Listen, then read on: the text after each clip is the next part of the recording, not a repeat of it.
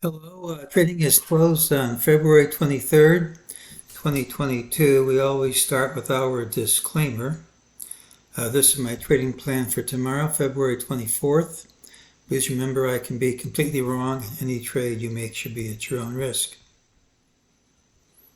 One correction to make, I had two prices listed. One was a standard target, one was an ultimate. I put ultimate after the incorrect price, so that's the target, which we didn't hit, 43.8510. Now we did have a target of 43.3751. I thought it might not print. In fact, we hit it, and as usual, there was resistance right at the target. There is a new target for tomorrow, which is also an ultimate target, no time limit, 4281.96.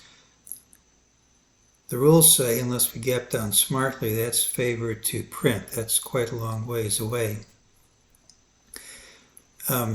This is the pattern with the early high, and tomorrow's pattern calls for the early low.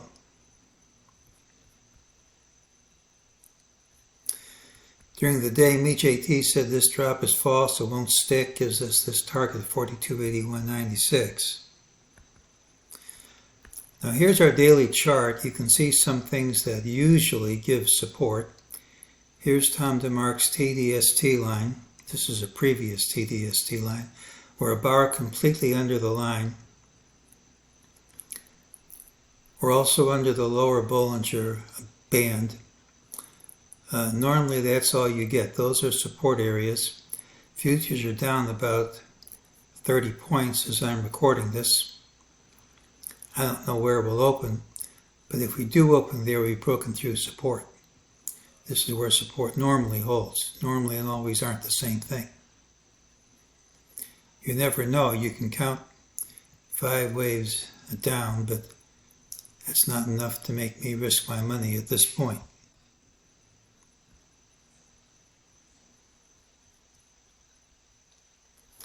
But we still have this volume spike on E-mini futures, and usually in terms of time that's pretty close to a low. It isn't a pinpoint indicator, and nothing stops us from having a higher spike tomorrow if we do go down, but usually that's a sign of a low. I'm not too thrilled with this count. When I'm not thrilled with it, it's usually wrong, just like the one I showed yesterday. But it doesn't break any rules. And if this holds, you can argue for an AB with a C coming all the way back up here, erasing all of this decline. I guess stranger things have happened. There's a report that Russia is going to invade Ukraine overnight. They decide not to. Who knows what will happen? But if that support doesn't hold, I don't have anything close by.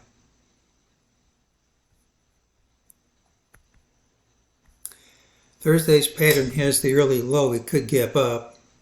Typically it's a rally day with a final hour high. If it's weak instead, more weakness tends to follow. There's a higher MEJT target. Unless we gap down smartly, the rules call for it to print. We're extremely oversold. We're in the support area. Despite futures being down about 30 points as I write this, one can't rule out a recovery and higher prices printing.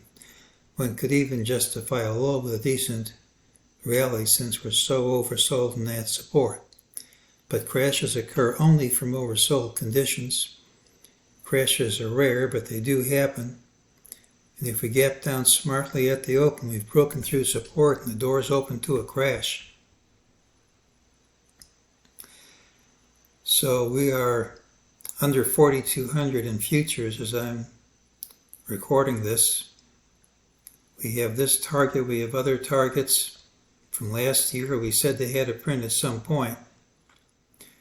I don't know what will happen tomorrow, but if we open tomorrow where we are now, down 30 points, I don't see anything stopping a crash. Certainly this target won't.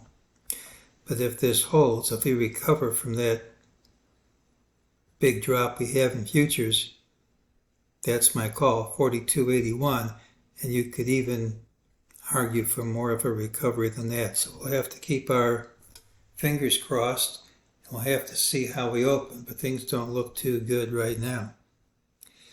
Tomorrow has early low. Usually it's a rally day, but if it's weak, it's really weak, and that's today's call.